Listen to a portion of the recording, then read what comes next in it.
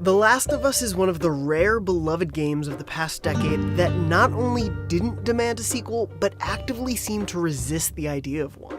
Its story is poignant enough because of how self-contained it is. But with The Last of Us Part 2, developer Naughty Dog rises to the challenge with not only a complex and brutally emotional story that gives it a reason to exist, but also deep and satisfying evolutions to the original's third-person action stealth gameplay.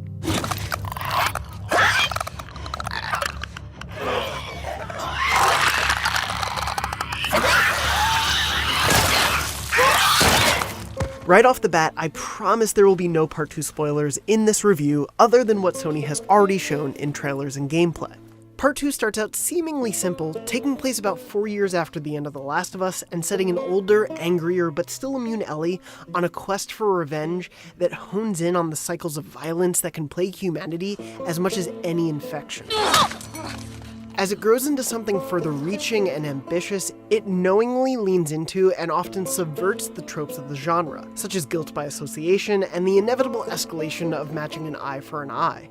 Games are often defined by giving us the power to choose what happens, but The Last of Us and Part 2 concern themselves more with a specific depiction of its characters. We're asked to take them as they are, and that leads to some of the most fully realized characters in gaming who I always empathized with, even if I didn't always agree with them. It delivers experiences that are incredibly memorable for how uncomfortable and challenging it is to be forced to act them out yourself. Actors Troy Baker and Ashley Johnson return to add so much heart, honesty, joy, and sadness to the roles as Joel and Ellie respectively. Ellie is the protagonist of Part 2, and the focus on her allows for so many funny, frustrating, vulnerable, endearing, and frightening moments. Fuck, this is so great. It all stays true to what the original game established while deepening my understanding of her.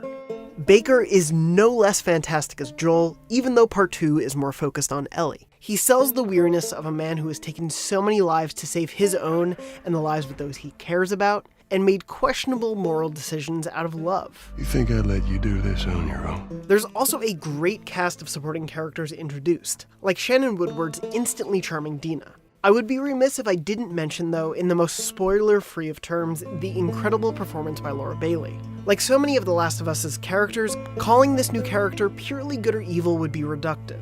Her motivations are just as legitimate and arguably noble as Joel's or Ellie's. Most of these actions revolve around the larger conflict between the warring groups in Seattle, where much of Part 2 takes place. The many characters you'll encounter here are one of the major ways in which Naughty Dog avoids the fatigue that set in for many with Uncharted 4's last act. Even though it's about 25 hours long, Part 2 never drags because there's always new voices to hear.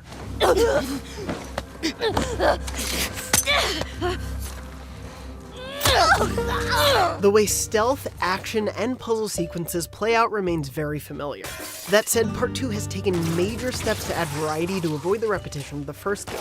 And yeah, some of this sorta seems obvious in hindsight. Like, it's silly to think that adding a jump button in 2020 could feel fresh, but Ellie's athleticism most definitely proves to be key to keeping Part 2's combat encounters interesting and surprising over time. Whether you're going in loud or quiet, the scope of these battlefields is great.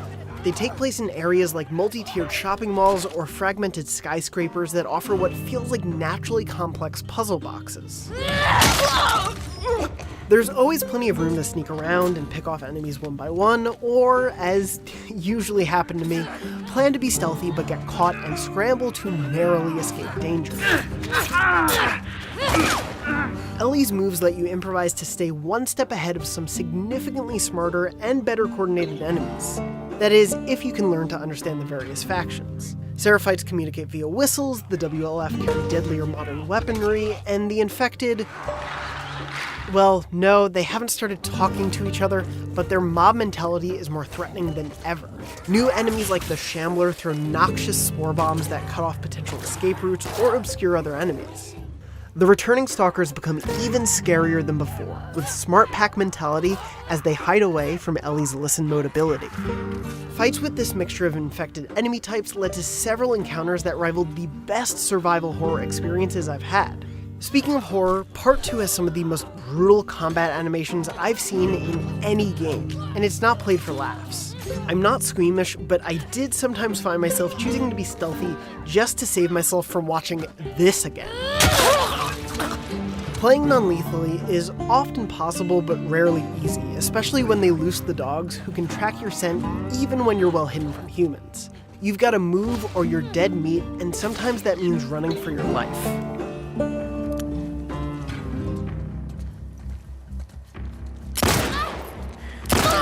The artfully detailed and realized locations Ellie travels through are layered with backstory. It seems as though every room tells a tale of people frozen in time, and the density and detail of it astonished me. That's especially true of the Uncharted Lost Legacy style open world area, which rewards exploration with great character moments.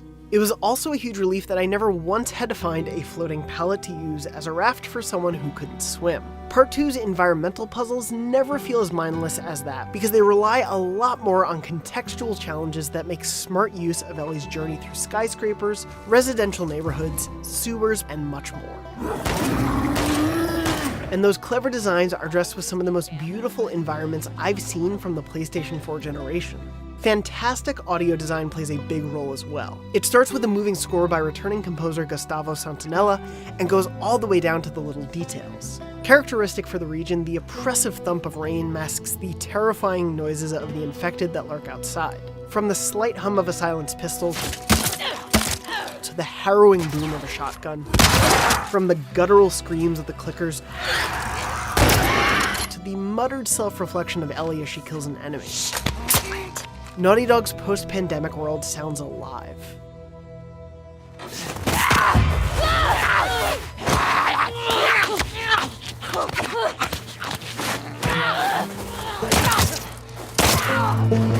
The Last of Us Part 2 is a masterpiece worthy of its predecessor. Taking strides forward in nearly every way, Ellie steps into the spotlight and carries the sequel in a manner that feels like the culmination of everything that's made Naughty Dog's blockbuster storytelling so memorable.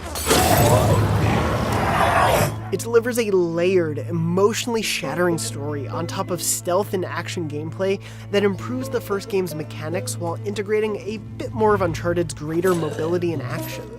But while Part 2 is a thrilling adventure, it still makes time for a stunning, nuanced exploration of the strength and fragility of the human spirit. The PlayStation 4 has one of its finest exclusives in one of the generation's best games. For more on The Last of Us Part 2, check out our original review of The Last of Us and its Left Behind expansion. And for everything else, stick with IGN. I told you. He should be terrified.